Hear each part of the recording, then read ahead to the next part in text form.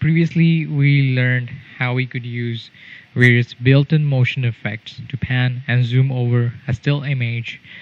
Well, as you can imagine, you can do the same exact thing with the video. So we will take a look at how to do in this video, but instead of exploring and panning and zooming, we will use motion effects to create a picture and picture effect. So at the end of my sequence, I have this montage of donuts. I'll play through this.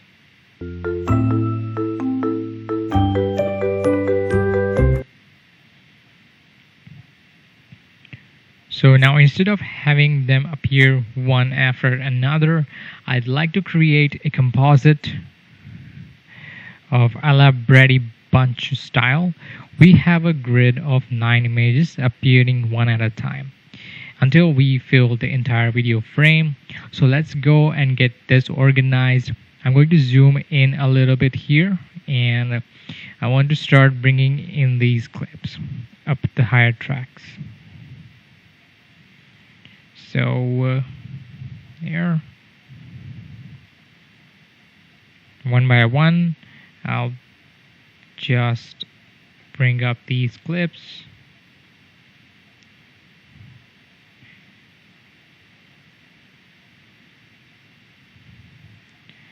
Zoom in, maybe just take this down a bit. Do the job for me. Okay. Drag it up, select, drag it up, and so on and so forth. The final one. Okay.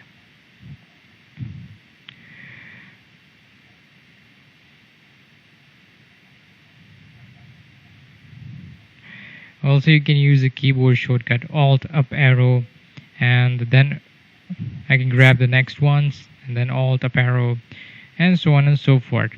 So I'll keep doing that until you have this sequence like this.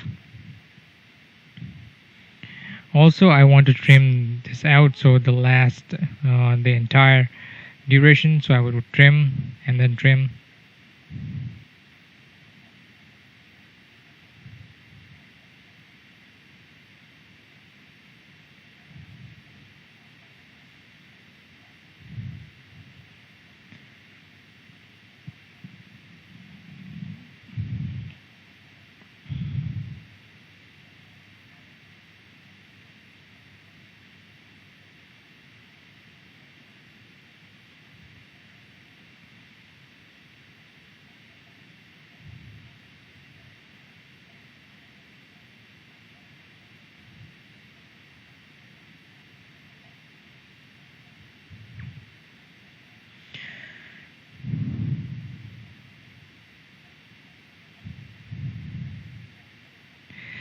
So keep going there. And then I also want to make them long so that they will stay till the end. Okay, so in interest of the time, I actually have already done this. I'm gonna load the second sequence, and we have all the 9 clips there stacked on top of each other. And let's set our composite. I'm going to come back to the first one here and press tilde again to maximize. Then I want to select the clip and come up to the effect controls. And it's not there for you in under window, then you can get the effect controls from here as well. Shift-I, use the shortcuts. Alright, so we are dealing with the built-in motion effects. Again, these are the effects that are part of every single clip in Premiere Pro. So we're not gonna do any additional effects. What I'm gonna do is change these parameters. And I think I'm gonna shrink this clip down, and I want this clip to appear up in my upper left.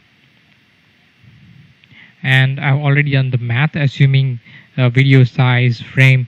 So just by going to over here in the x-axis,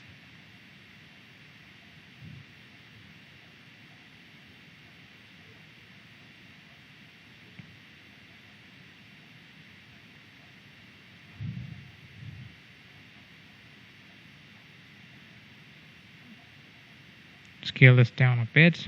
10, maybe 15. Here I've done the math, so I can go back here and look at the position here. 330 by 210.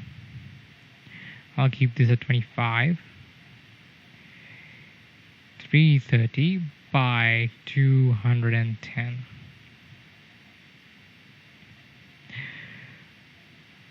So right now I'll move it on to the number 2. I could certainly go through the process of adjusting this from scratch, scaling and positioning, but instead I'm going to copy everything that's the same about the first and the second one. So I'm going to select this clip, Control C, go here, and I'm going to come up to this clip. You come up to the edit, where we're going to paste attributes, and Control Alt V is the shortcut, and comes up with this. So I just want to copy motion and scale attributes. Okay, so okay, let's move forward, and there I have my donut.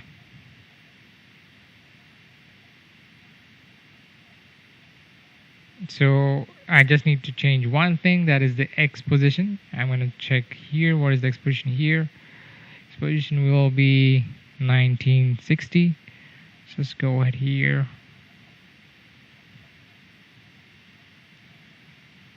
Okay, 1960. Alright. And I'm going to copy this position.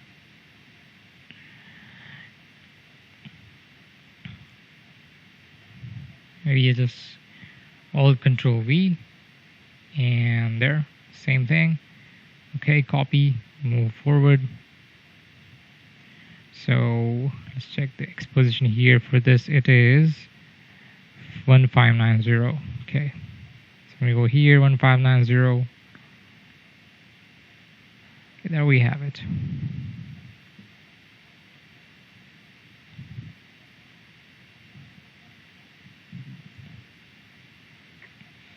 I'm going to again paste attributes, and for this I'm just going to go change the y-axis. And then for the next of the 2 clips, it makes sense to copy the attribute from this one. So Control C, go here, Alt Control V, okay, and let's check the y position here. That is 540. Let's go in here, 540.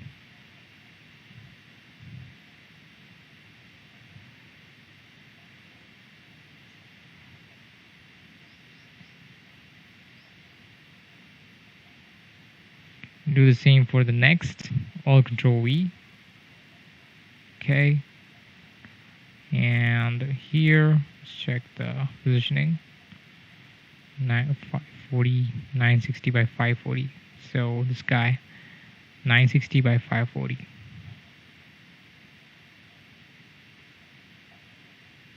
Okay.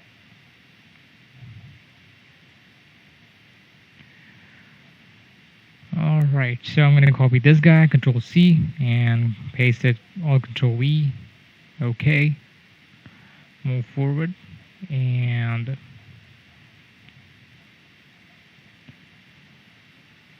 Y position to 540, I guess. And there.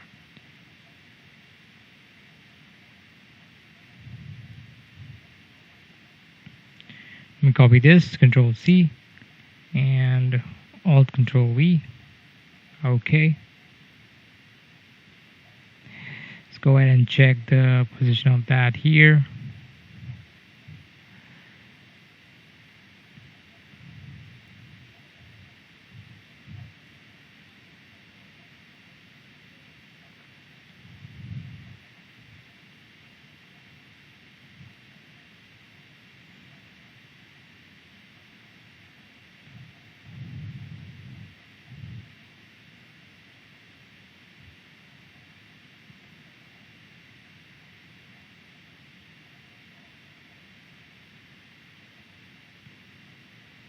870 looks good.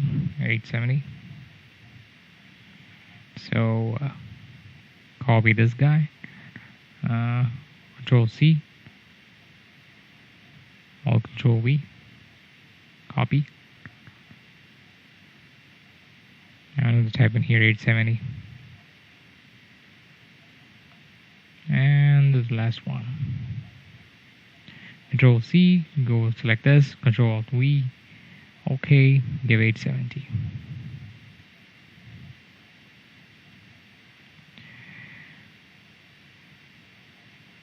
So everything is being set to our mathematical grid. Remember that you can also be a little tactile if you want to manipulate motion parameters via program monitor. You just go ahead in here, press tilde,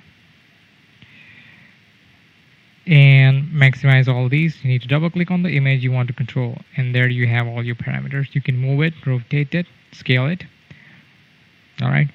If you don't want a typical grid like this, you can also create something you customize. You can customize by yourself. You can go ahead and be creative that one as well. So you can just go ahead and scale corners maybe, or maybe just rotate them a bit.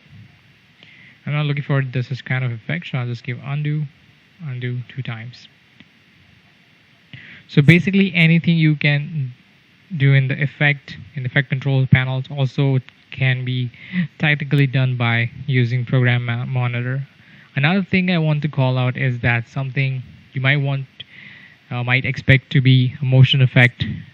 A crop is not actually a separate effect. For example, I want to add a crop. I definitely could go over the effects panel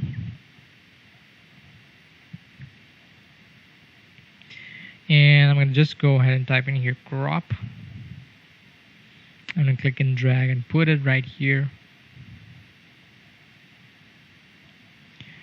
Okay. And we will add it to the first clip here and then go back to the effect controls, and you can see my crop parameters. So let's just say I want to focus on the donut, so I could just adjust my parameters like so, like this. I'll just keep it that way. Maybe right from the right it is like this. A little bit of left room. Get the top a bit and bottom a bit. So if you wanted to copy that to all the rest of the clips, this composite is not a problem. I would just select this and give a Control C and select all of them at once and give Alt Control V.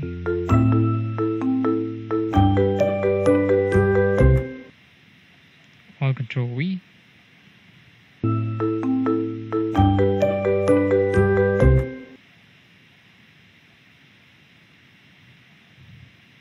Maybe let's go in here, paste attributes, and use this crop. Set up these, only crop to OK, and then you can go ahead and check these out. All right.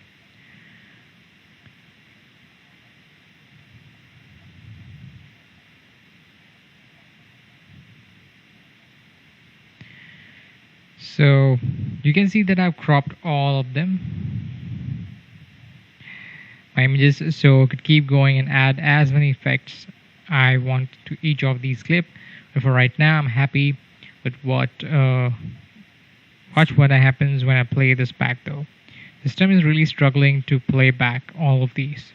So you need to render this section, and for that you need to give an in and out mark. Here, go ahead here, I, and go to the last and press O. Go to the graphics,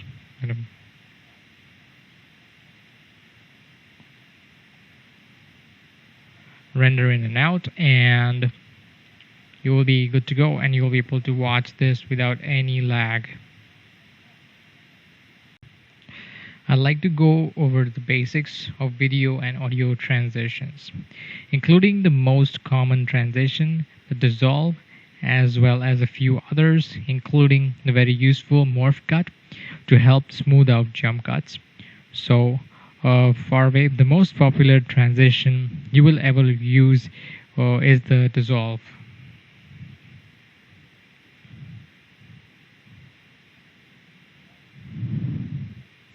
And I want to review the logistics of dissolve, and then we will dive in a bit deeper. We have a clip here that contains married video and the audio.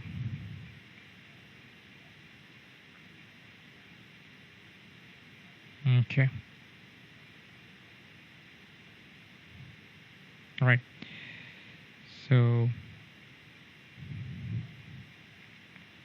if I want to add a dissolve to the head of the clip, then I could just go select the edge and give a Shift D.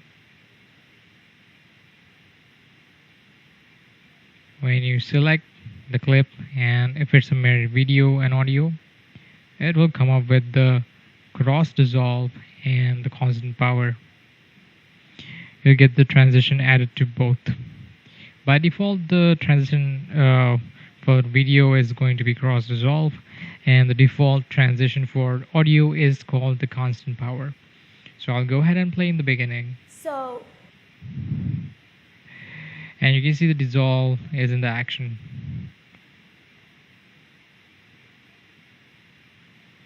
So we're fading up from black, and we're fading up from silence. Shift D also works if you select either video or audio. So let's try this on different audio. Let's go ahead and delete that. So here I have only video. I'll go ahead and select that, Shift D, and there I have a video transition, cross dissolve. And here I have a single clip of an audio. Let's go ahead here. Okay, Shift D, and it comes up with the constant power. So Shift D basically adds default transition to whatever you select.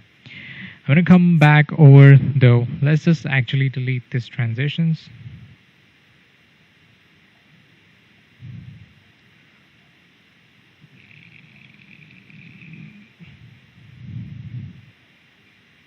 So you can also Shift select and delete them as well.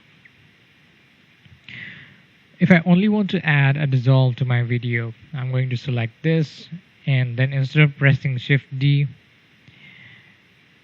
I'm going to give Control D. So it adds a dissolve to the video and not to the audio. Let's go right here. Control D. Let's go undo and add a transition to the audio, but ignore the video. Is going to be Control Shift D. That adds a constant power.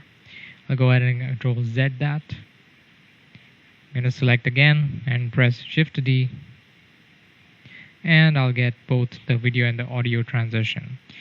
Usually I will just use Shift D unless of course I'm trying to distinguish between the audio and the video. Now we know it adds cross dissolve as a default transition for the video, and a constant power audio across fade as a default transition for the audio. If I come over to my effects panel, I'm just going to type cross here.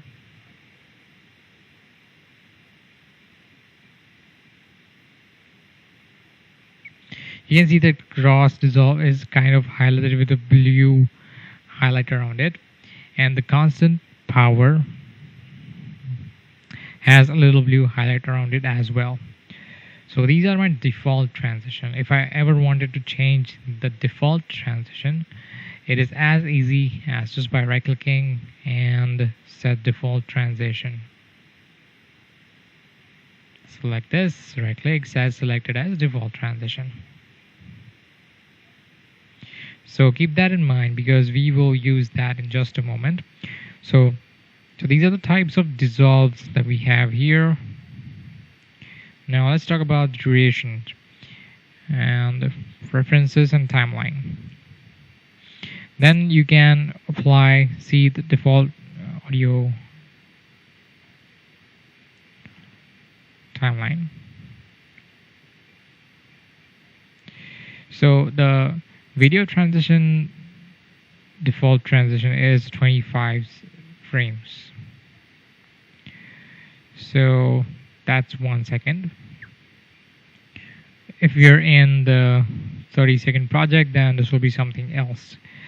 And then the default transition for the audio is 1 second. So keep this in mind. We are also going to change this in a little bit later. So let's play this again. We can remind ourselves how these durations feel.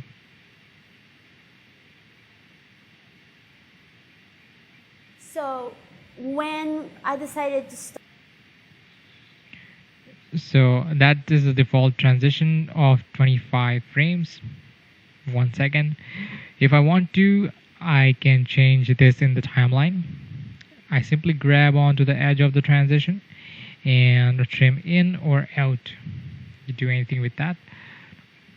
As I'm trimming, you can see a little preview pops up where it is going to land for now. Tell me exactly how long the duration of the dissolve is going to be. If I add a dissolve in between two clips, it is getting a little bit more control here. So go here, select this edge, give Control D. Now let's zoom in here. Okay, so if I want to trim in and out, I can. I want to move this around, I can do that as well. I'm going to hold and shift the transition, move it to the end of the cut or before the cut.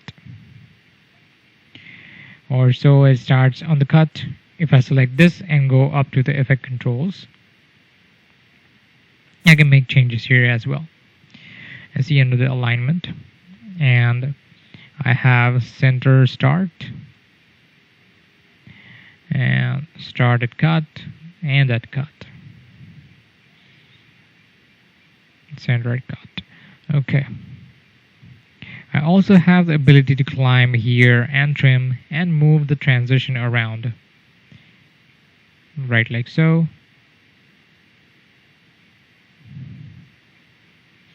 And if I'd like to change the duration, I can change that right here. Say if I type 6 and press enter, it is going to be a 6 frame duration. Now I have a 6 frame dissolve, and I'm going to delete that. I would like to add a transition to the multiple clips at once. So instead of selecting the edge and pressing Ctrl D, and then another edge and then again pressing Ctrl D, I'm going to select the clips I want to apply dissolve to. So I'll just go ahead here and so Ctrl D. So I have cross dissolves and they are all 25 frames long. I'll play this.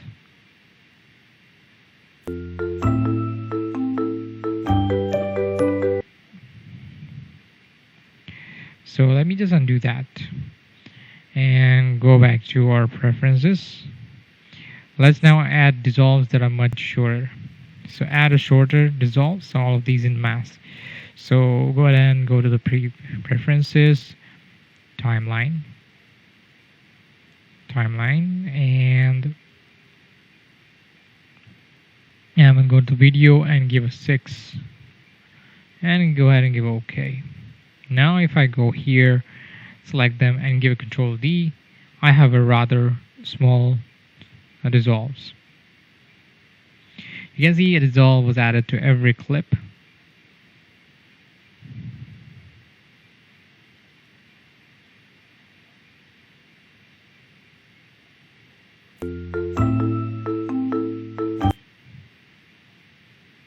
Just in case if it leaves dissolve in between, then there was certainly a case in the 30 frame that we added because they can cover entire clip and we didn't see it. So dissolve will be shorter and see which one is missing in case. So basically sometimes you can't just add dissolve because you don't have any handle available in the clip. We talked about the importance of handle in the trimming chapter. Alright.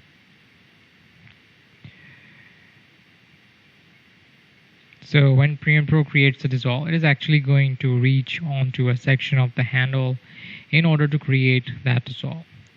So problem is not with the clip, but if you select the clip, press F and check. Let's go ahead here, say for this guy. If you don't get dissolve here, press F and you will find out here why it's happening. If it's at the far end of the clip, made a cutout from here, then so it won't be able to dissolve that because later it doesn't have any information to dissolve.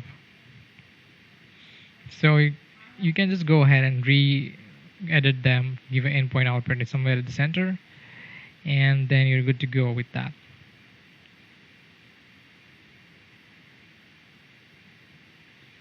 Or maybe you can just go in here and press B, rolling edit, trim this down.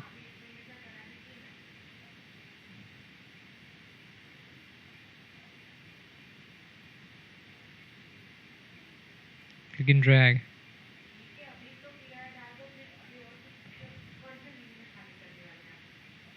Like so, and then you can add cross dissolve. Now that has a little bit of information to add that. So we have a lot of 6 frame cross dissolves here. We have changed our default duration. We can also change our default effect. So let's make the cross zoom our default effect. Right click and select as default transition. So I'm going to select all these now and select. Okay, select and Control D. Now I have cross zoom as the bunch of cross zooms throughout this. So if you like it, then you can go for it. Personally, I'm not a fan of it, so I'm going to undo that.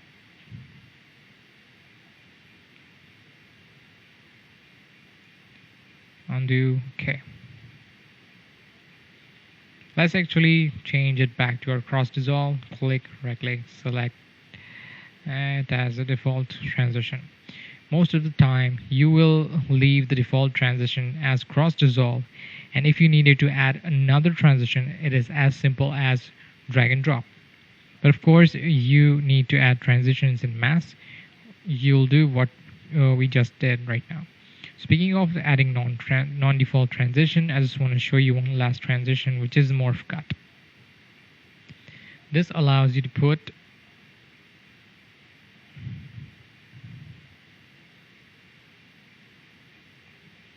here we have sudden cut. Allows you to put a transition between two similar clips. For example, a talking head interview. It is going to blend or smooth out the resulting jump cut. Let's just play over and see the jump cut. It's also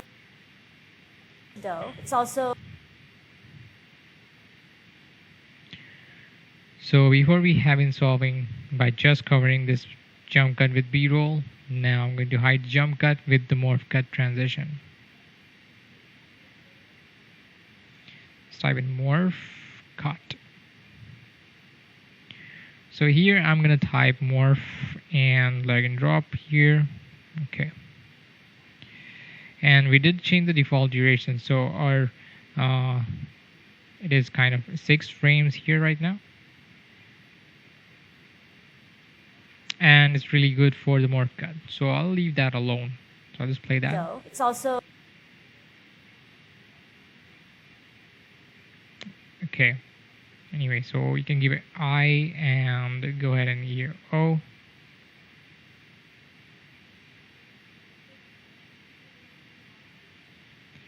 Graphics and sequence render into out. Anyway, that's something.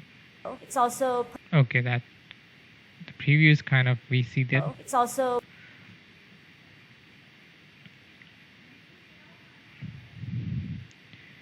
So kind of will be hard to detect the jump cut in case you give a morph cut with such subtle differences in the clip. It's also probably one of the uh, good effects when you're trying to jump between two clips. I think it's already done a great job. So this could definitely work. And if you don't have a B-roll to cover up that jump cut, so whether you're applying default cross dissolves or other more complex transitions, it is pretty easy to manipulate and add transitions however you like. Applying video effects is a great way to fix, enhance, color correct, or stylize your clips. Fortunately, it's a pretty easy process to add and modify video uh, in Effects in Premiere Pro. Let's just take a look. So I have my sequence here. I like to try a couple of different looks out, and I'm going to try this out looks in this shot here where I have my marker. So I'm aware how to make my changes. So I just want to make sure that everything looks okay as I change color schemes with regard to skin tone and such. And now I'm going to open my effects panel, and I'm going to choose effects here. This is where we're going to get all of our effects, and this is where we're going to get to edit them. In Premiere Pro, there are so many effects. If you look inside the video effects folder, you can see there are just countless categories. And so many effects within each of the category. Most of the time, probably you're going to use this search field in order to search our effects. You can certainly climb in and check things out as well. For our purposes, I'm just gonna start simple and then grow in the complexity. And the first thing I want to do is to just add black and white filter. So I'm just gonna type black and okay. So let's go and drop that onto my clip. So you can see that the black and white effect applied within the effects control panel. Let's go here. There. We have the black and white effects now. So the effects that you add will always appear below the built-in effects, which we have already explored. The reason we started this is that it's simple as it comes. There are no really parameters that you can change in black and white. It's either black and white, or if it's not. Disable the effect. You can click on the little effects icon here, and there are some mask options underneath. But we will not be dealing with that now. We will go through that later. Delete an effect. You can simply just click here, right click, and clear as well. Or maybe you can just press the delete button as well. One more way you can add the effect to the clip is you can just drag and drop it here, and it will apply the control effects panel. So we have our black and white filter on. The next effect that I want to add is tint. T-I-N-T, tint. And here it is. And the third way to add the effect is besides dragging and dropping on the clip and drag and drop here, you just double click here. It will just appear in the effects control panel. Now we have black and white clip tint. that really doesn't change the image much because we haven't actually changed anything about these parameters yet. So let's go ahead and do that.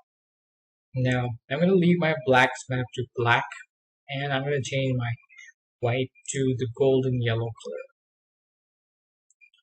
Let's go here and up here it's like color here, golden yellow. Okay.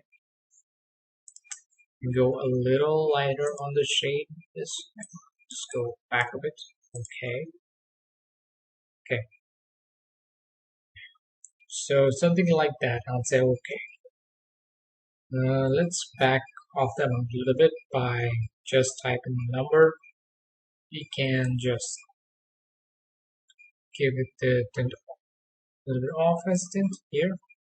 Maybe something like 70% would do. The reason I chose black and white and tint is to show you a little something about the order of operations. I'm going to control this up and there. Right now this clip is being affected by my black and white and then tint.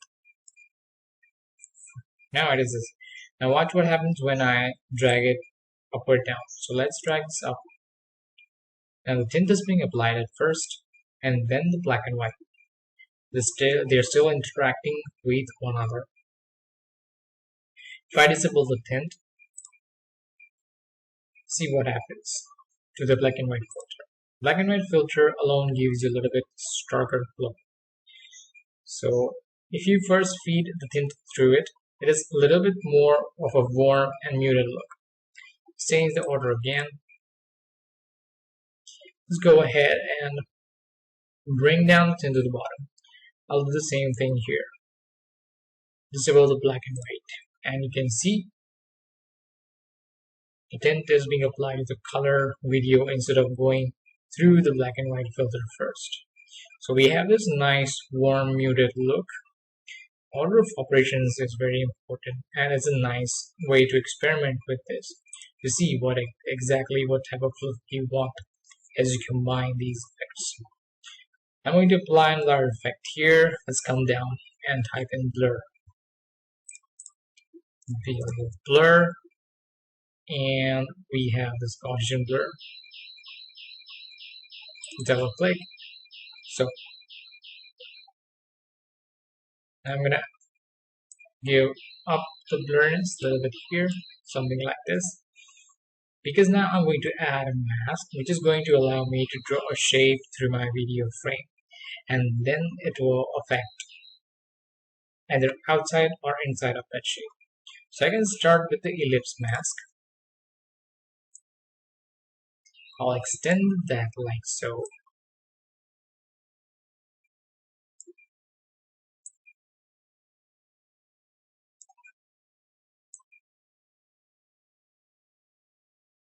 Okay.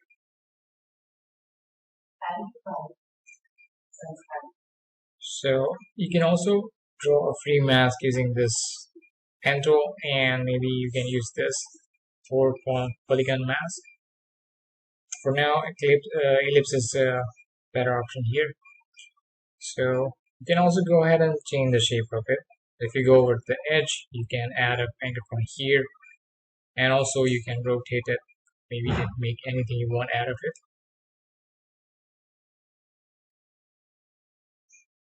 Also, you get a little bit of pan tool. You can pan this around. Just give it undo. So I want the blurriness outside the shape. So I'll just go in the mask options, and in the mask expansion, let's go invert. Now it has been applied outside. Right now there is a stark edge between what is blurry and what isn't. So let's make it a little bit softer, and I'm going to up my feathering here. Mask feather.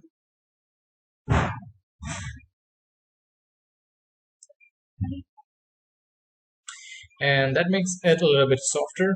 I can do up my feathering by just going to increase the amount by that. And then I can also do that by press tilde here, and I can control feather from here as well. because I want to show you something else. This thing is hiding over here. It's also feathering control. So if I manipulate this, it's also gonna like the edge of the mask. Press tilde again to minimize. Very good. So I'm going to twirl that up as well. So now we have three different effects. They're all feeding on to one another. I think I'm just going to add one more effect, and that is going to be auto contrast. Normally I would just color correct the clip first, but in this case I just quickly want to give this image a little pop. So we will do an auto contrast. Auto contrast. Drag. There.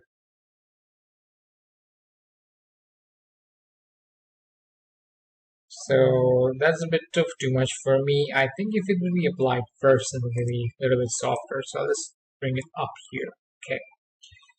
So here's before and after that. Now we have 4 video effects applied to this one clip. We have seen a bit about how to edit and reorder the effects and how they interact with each other. Often you will create an effect on one clip and then you need to share the effect to the other clips in your sequence. We have just learned a bit about video effects in terms of applying them, editing them, and adjusting their order of operations and so on. So now let's talk about how to share the effects to other clips in the project. Right, so I'm gonna go to my marker here, and just want to remind us that effects we applied here. I'm going to go to the effect controls. So first we have is the auto contrast, then it passes through a black and white filter, and then the golden tint, and then the Gaussian blur with an elliptical mask applied to it. So obviously this image looks like with all this 4 effects applied, but we also have the option of only using some of these effects. For example, here's what it would look like without black and white filter applied. So keep in mind, because we will come back to the notion of including a subset of the facts. Now there are several ways you can apply this look to the other clips. One quick way is to apply one or more effects to the other clips in your sequence is just to copy the effects that you want to copy from the effect control. So I'll just come down in the line, select my effect, holding control click, and make sure the order does matter. Whatever order you select them in is the order that they're going to be copied and pasted. This is why I copied down the line. Now press Ctrl C to copy, and then I'm going to just select all these clips. Shift select the one I'm currently on. Now I'm going to press Ctrl V. Now let's just skim through and check how it looks.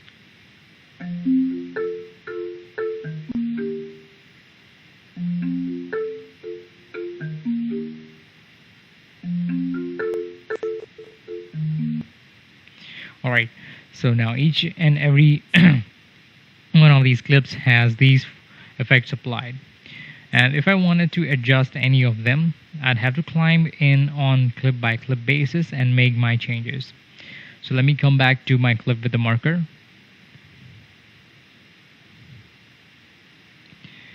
I just want to show you a second way, and we have actually already explored this to a limited degree earlier in this chapter.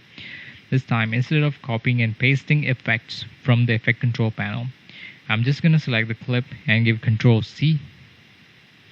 That is going to copy the clip itself, and then actually I have another sequence here. I'm going to apply to this. Alright, and I'm going to select all of my clips here within this montage, and I don't want to outright paste, rather I would paste attributes. And I'll remind you of this, that's in the edit menu. paste attributes, you can use the shortcut Alt Control V. Now here is where I can paste all of my video and the audio attributes to the clips that I have selected. You can cherry pick this. You don't have to copy and paste every single effect. So let's just take off that black and white filter. I'll go ahead and check that. And now we are only copying the auto contrast, the tint, and the Gaussian blur. So I'm going to say OK. So copying and pasting attributes is a very powerful tool because you do get to drill in and decide exactly what you want to copy. I'm going to come back to my marker.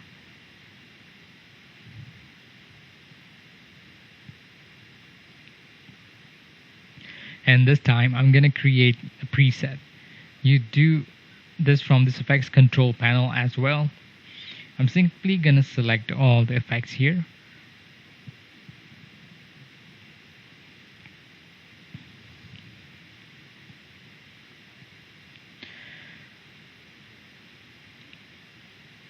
So this time I'm going to also skip the black and white filter as well.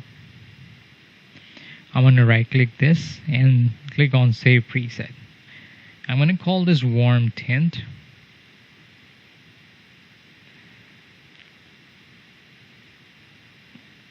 And then I'm going to name this Donut.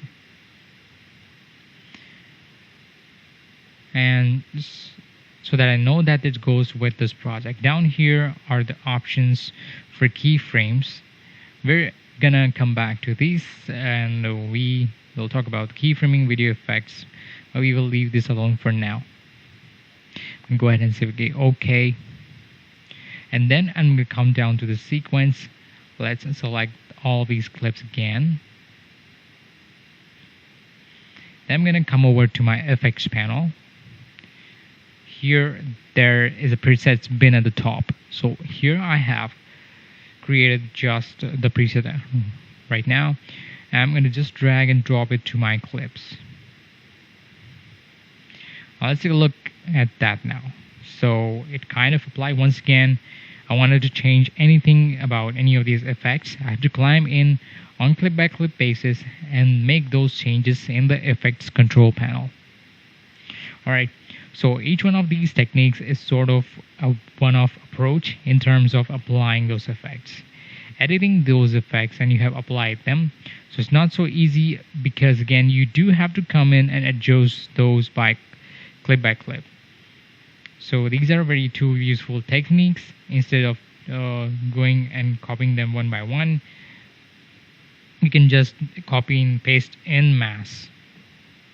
Now that we have talked about how to apply effects directly in your clips, in your sequence, as well as how to copy effects to other clips and how to create presets. However, sometimes it can be really advantageous to apply effects to a layer above your clips called an adjustment layer. We might like to combine all these clips in one nest and apply effects to that. Each has their own advantages. We will discuss that in the movie. Alright, so I have this montage copied twice. So then at the very beginning I have a clip that we have applied the effects to, and which we've been working with the few previous clips.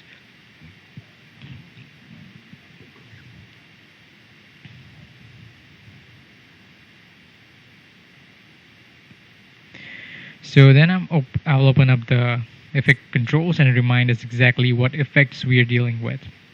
So let's go back here. Okay, so we have auto contrast, we have black and white filter, and currently we will turn this off.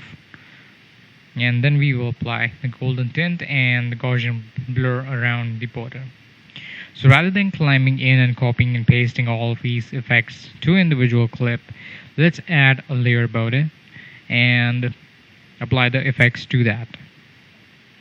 So all I have to do is go here and give a new item. Here I can choose adjustment layer.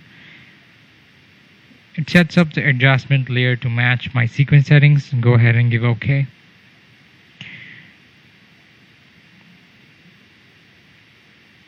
So wait, kind of here, and just click and drag and put it in my V2 right about this montage. So I'll drag all the way with the length of the clip. So let's go ahead and copy the effects. Go to Control C, and select the adjustment layer, Control V. So we can go here and see that the effect has been successfully applied throughout this clip. So it actually affects all the clips that are underneath it. So it's a big time saver already. But here is where it comes huge benefit. So let me just show you that you created to the producer. Feedback is, you know what, and the producer wants it to be a little bit pinker. So you can just go ahead in here, instead of going to every single clip and affect that on clip by clip basis. We have to only do it once. Just go in here, choose the pink tone, go OK, and maybe reduce down this amount to 10th.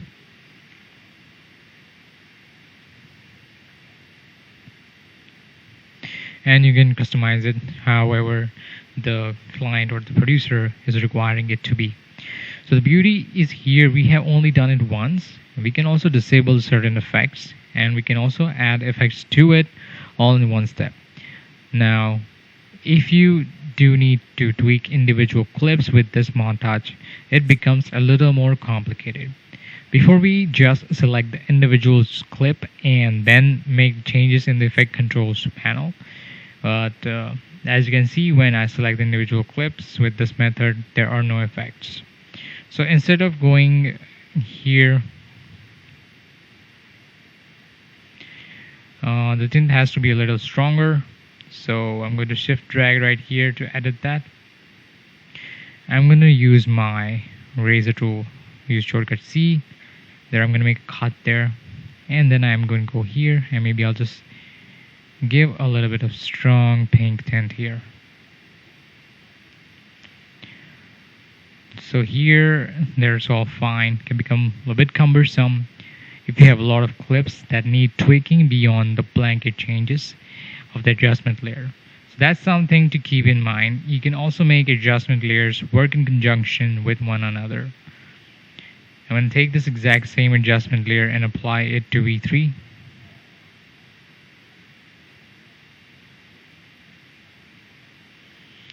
I'll extend this guy till the end. So I'm gonna go and change my spatial orientation. So let's say I'm gonna go and play along this style sequence. I'm gonna go to my effects and type in here 3D.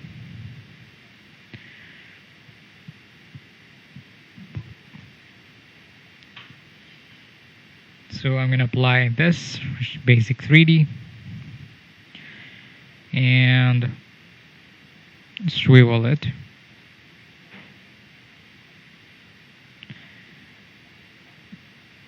Maybe like this, and it will play like that. You can also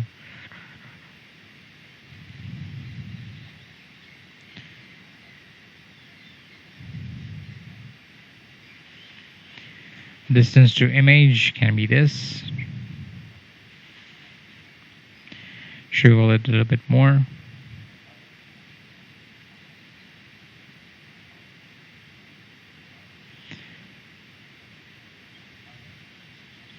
So I have my blurred tint, and then I have my 3D swivel. So that's adjustment layers. Now we were talking about nests. Let's go in here. A nest is a container of clips. Then we are able to add effects to the outside of that container, and everything inside is affected. So I'm just gonna go again and select my clips. Right click and choose nest. And I'll just call this donut montage.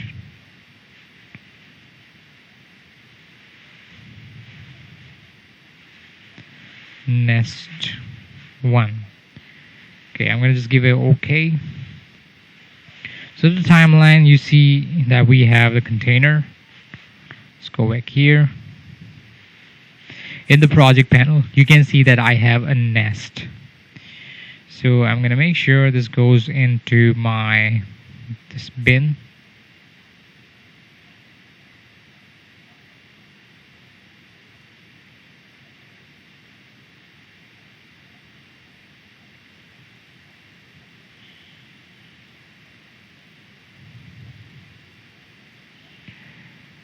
Okay, here it is. Okay, so you can double click and load that. Do not montage nest 1.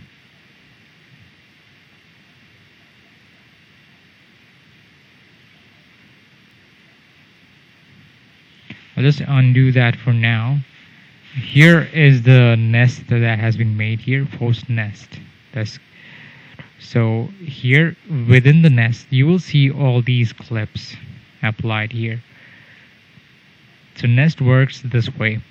So when thing is nested, it will come up in the green colored timeline, and then you double click on that, and there are your clips, individual clips within. It's like a folder containing all your files. So any changes I make inside this nest will make the changes to the outside as well. So if I scale this up, maybe just change the position, go up here and check that the position has changed. It scaled it up, right, like so. Now I'm going to select this, and maybe I'll just copy and paste the effects from here. Let's say I want to copy these effects. Control C, apply this to here, and it applies throughout the nest.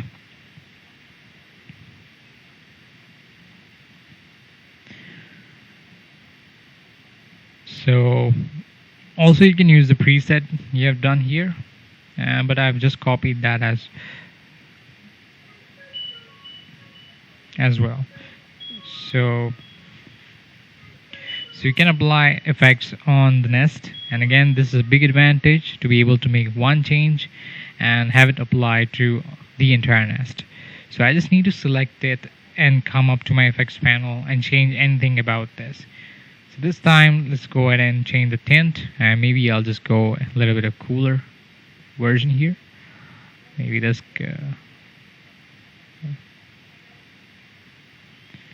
Okay. And the chain was created across the board. So I do need to make individual changes to clip. I could technically cut up my nest, or probably more likely I would just climb in, and I could do that by double clicking, and it changes the nest sequence. If I added additional clips to this level, I could make changes here as well. So as you can see, adjustment layers and nests are not only time saving in your creation of your effects, but modifying is also easy and effective. When you're dealing with effects, the keyframe are part of most important part of the workflows. So now we have already worked with keyframes in several ways already, by changing the value of audio levers over time, and by changing the value of motion effects over time. Now we're going to apply a change to the values of video effects over time. Now here is a sequence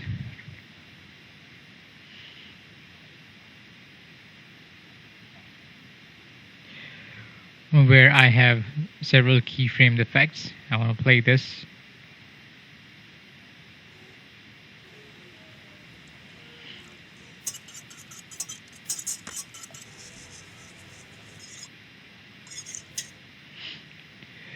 So we will recreate it now. So just you can see, we have a stylized montage with a few things going on. Each shot starts off very abstract, but then it approaches reality. Let's go into the effect controls and take a look what happens here. So here you can see we have applied two effects, posterize and mosaic. Under posterize, we have an animation with these three keyframes on one parameter. And under mosaic, we have an animation with two sets of keyframes on two parameters. Now I'm going to move through this sequence clip for clip. I want you to take a look at the keyframes of each of these.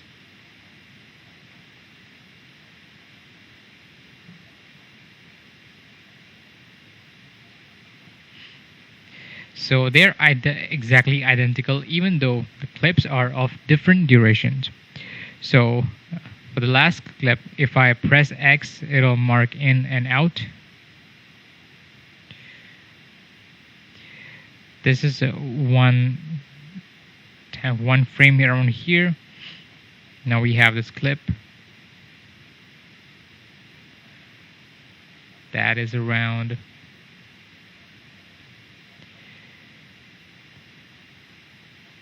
217 frames, but nonetheless the keyframes animations are identical. So let's try recreating this in the pre-keyframe sequence.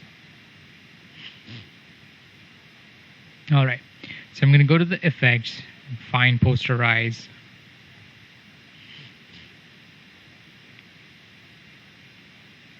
Here it is. Apply this. Now I'll find mosaic. And here it is, apply that. So I'm going to change the value for both posterize and mosaic for the clip at large before I start keyframing. For posterize, I'm going to go and change the level 4. And for mosaic, I'm going to change the blocks to 90 by 90. So I'll just turn off my mosaic for now so we can focus on posterize. So the parameter that I'm going to find a keyframe is level. So I'll click on my stopwatch and tell the Premiere Pro I'm going to animate this. Then I'm going to place this to the other quarter of the keyframe, to the clip, and click this to add a keyframe. We're going to keep the level value at 4. This is called the hold keyframe because the keyframe is meant to hold the value from point A to point B. Now then I will place another keyframe at the level of 20. Let's go ahead in here and I'll just go type. I can actually click on this and then change to 20, but remember, once you have started keyframing, all you need to do is change a value and a keyframe will be created for you automatically. So I'm just going to type in 20 and we're good to go now. It essentially erases the posterization effects. Alright, so I'll play through this. And if I want to move one keyframe by keyframe, then I can click on this. Step by step, I can go from one keyframe to another keyframe. That's going to come in very handy when we design our mosaic animation, because we want to choose to occur the same points in time. So I'm going to move back to the first frame, activate my mosaic. I'll enable this. I want to animate both horizontal and vertical blocks.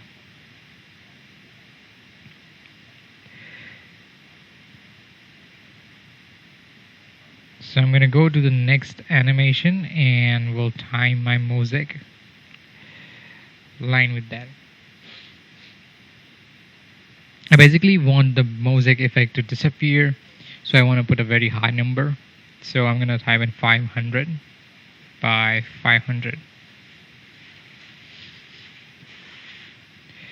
So we begin very stylized, and as we move through the effect, we are losing mosaic, we eventually lose posterization. By the end, we essentially lose the value of both of our effects, so we see the video as a reality.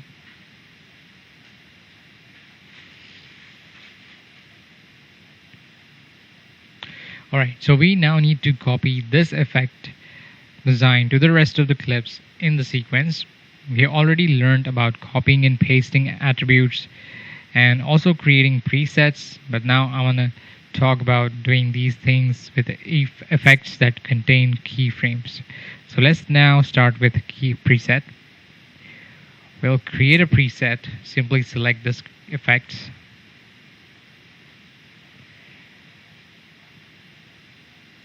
right click and save preset.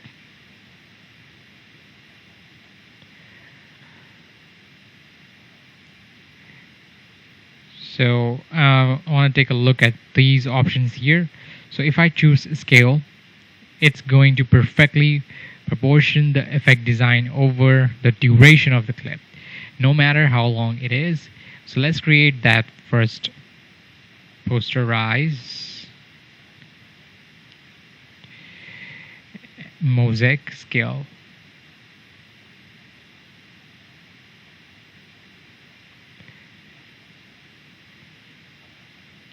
So I'm going to append the name scale over and give OK. Then I'm going to create again. Save preset, and this time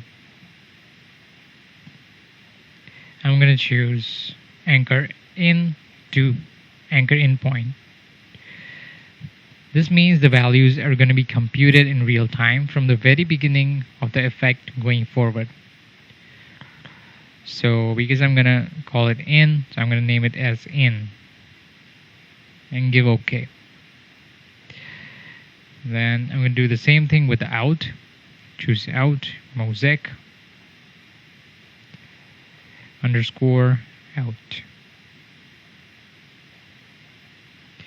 and give OK. As you can imagine,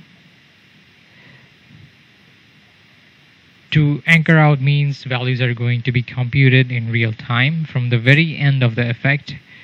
So that's why I named it out.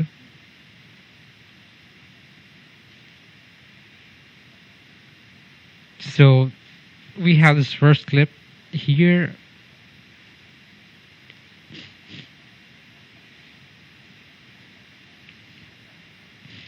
So we have this 110 frames and another is 2.17 frames. I'm going to apply posterize mosaic scale effect to this one.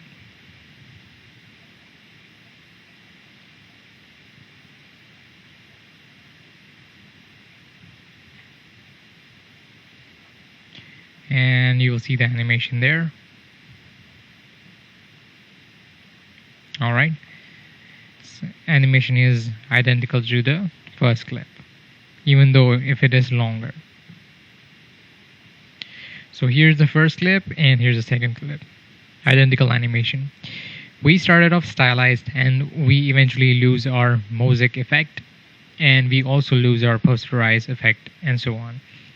So now I have copied this effect 2 more times down here in the line to compare the mosaic in and the mosaic out effect as well. So if you take a look at this one, given mosaic in and mosaic out.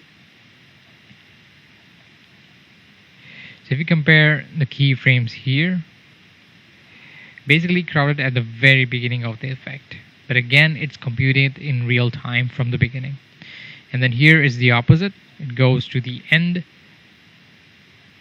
So I just wanted to prove that a visual aid to see kind of difference between those two various keyframe animation options. And certainly there are very viable reasons to choose each of these options depending on your desired result. In our case, we want scale. So I can select the rest of these and drag these on. So now we have the scale effect for each of these clips. Now quickly I'm going to just remove the effects that I just applied. Just give an undo. You can also give a right click and remove attributes, and you can choose here which attributes you want to remove.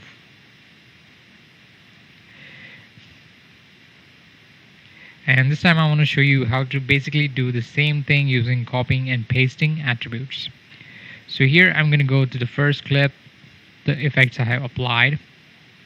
Select this, just give a Control C here, select these, and I'm going to go to edit and paste attributes. And you can also use the Alt Control V shortcut. I want to paste posterize and mosaic, both of them here, not any of these. And it says scale attributes times. So if you leave this unchecked, it's going to make the adjustments proportional, so it's identical to scale. So if you uncheck this, then it is going to be identical to anchor endpoint. There is no equivalent to anchor out point with pasting attributes.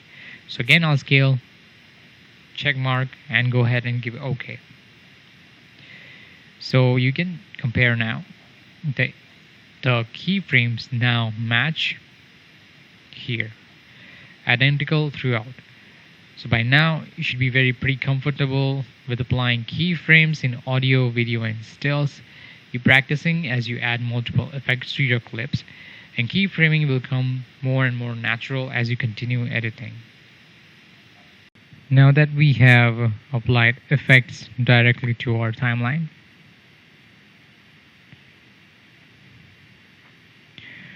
or to entities like adjustment layers or nests, but in Premiere Pro you can also apply effects directly to the master clips. This lets you adjust your source clips, and then anytime you cut them into the timeline, the effects are already in place. So let's take a look at that. Before we actually apply effects to our source clips, I want to review some things about clips in the timeline. So this is a partial sequence from our donut project.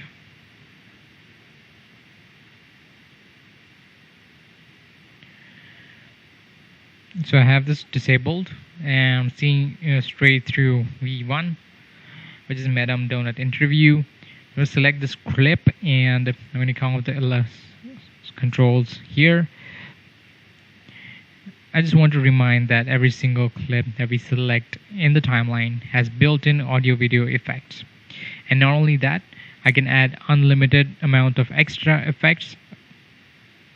So I just wanted to add scale and position, then I just could. Scale and position. So I can also give an auto contrast here. Let's give auto contrast.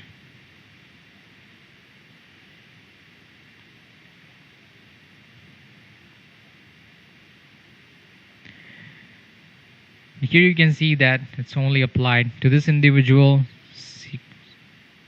clip here. Any other instance of Madam Donut's interview is unaffected. So hopefully that's all clear. So let me select the clip again.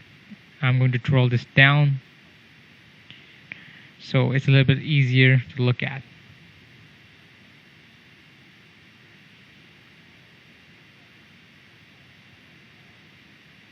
Right now we are looking at this clip here. Let's just undo this contrast, and this, okay. So currently we are looking at the donut sequence part of the clip, but if I click on the master, I'm actually looking at the master clip. Now I can add effects to it. Now let's add something fairly obvious, then that is be black and white.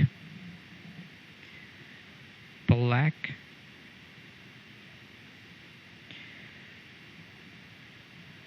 So I'm going to click and drag and drop this up in my effect controls. Now we have added a black and white effect to the source clip. Now the source clip has been edited into this sequence multiple times.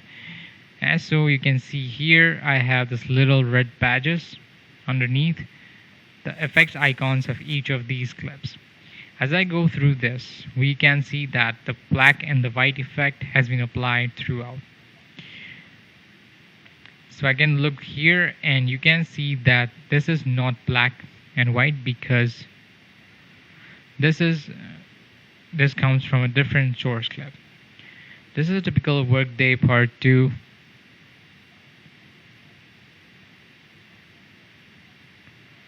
clip, and this is from Part 1 clip. So if I wanted to add black and white as well, I will just select it, and instead of adjusting the individual segment in the timeline, I could just switch over to the master and add black and white. Right now, all of these segments that come from the source clip have been also affected. So now I just wanted to point something out. We were easily able to see the adjustments because we were parked on a related clip here on the timeline. Say we didn't have anything edited in our timeline yet. So I'm just going to go to close this sequence and then click on the source monitor.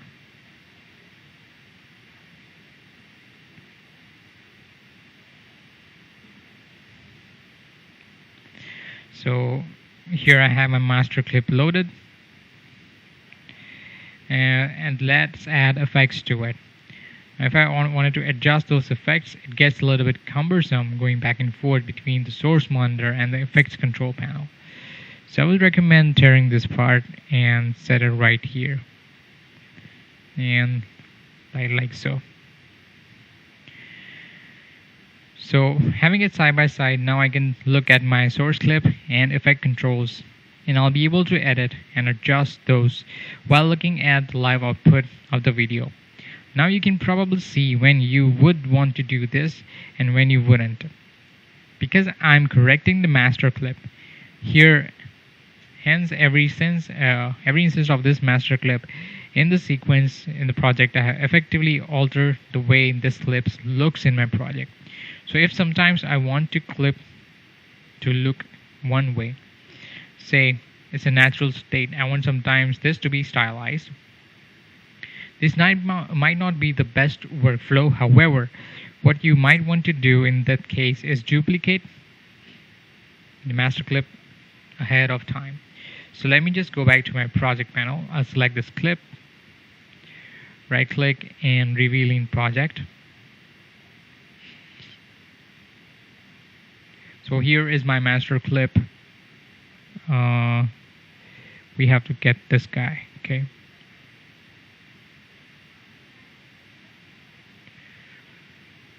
Reveal in project, okay.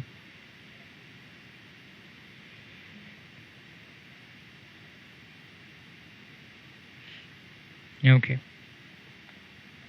So you can right click on this and duplicate. So part 2, and this is part 2 copy. Alright. So I'm going to choose duplicate. Alright, and so now I have its copy, and the copy is also black and white. Say if I choose this, part 1, reveal in project. So if I copy this, duplicate, and select this, you can see that the effect has been copied as well. The reason is that I've already applied the effect, so when I duplicated it, the effect was duplicated as well. So let me go back to the original. I'll load that. Now I come up to my effect controls and make sure I have a master chosen. I can select the black and white effect and delete. And now my copy is unaffected. So my duplicate has the effect applied, so I can continue adding as many effects as I like. So I'll add just one more. I'm going to the effects this time. I'm going to add a horizontal flip.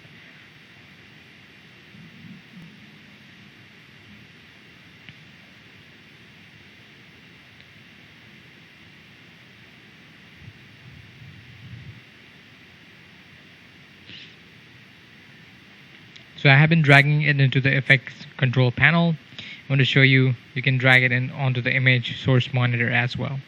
So undo that, you can do that as well. And I'll go back to my project panel again, and here is the original totally unaffected. Here's my original totally unaffected. Now, to avoid confusion later, since these particular clips have been edited into 100 different sequences within this project, I don't necessarily want to display the changes I just made. I'm going to undo all these changes, pressing Ctrl Z several times. And then, until it's gone, I'm going to go and move back to my sequence and make sure all of these are gone as well. So I no longer have the red badges here underneath my effect icons. It means that I no longer have the master clip effects applied. The only one I have applied in segment is first clip in the timeline. Just select that and give undo a few more times, and it's back to the initial state. So being able to apply effects to the master clip is a really powerful way to work, because the changes you make propagate through every instance of the clip in the project. It's often a great way to make changes to right at the source.